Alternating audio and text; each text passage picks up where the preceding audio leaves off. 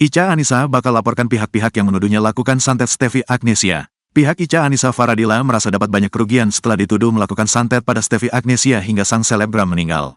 Tuduhan itu kembali santer karena konten Steffi di media sosial TikTok belum dihapus. Itu disebut oleh pihak Ica Anissa Faradila sebagai konten lama karena masalah tersebut sudah selesai. Ina Rahman sebagai kuasa hukum Ica siap mengambil langkah hukum ke netizen yang masih terus menggoreng tuduhan soal santet.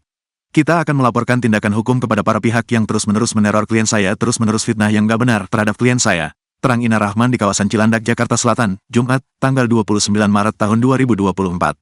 Ina sudah menjelaskan ke Ica bahwa ini jadi masalah keluarga besar kliennya karena tuduhan tersebut di media sosial, diakui merusak nama baik Ica. Bukan apa-apa, kemarin saya bilang ini bukan masalah Mbak Ica pribadi tapi keluarga besar Mbak Ica. Ada suami, ada anak, suami juga bekerja kan gak enak banget dituduh santet, tutur Ina. Jadi kepada para pihak stop, hentikan, jangan memperpanjang masalah ini, tegasnya.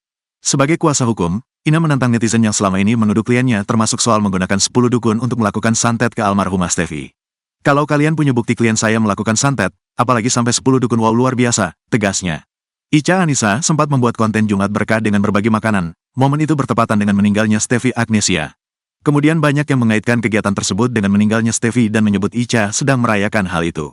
Sebab, belakangan ini memang Ica Anissa dituduh melakukan santet ke Steffi yang menyebabkan mantan istri Samuel Rizal itu meninggal dunia.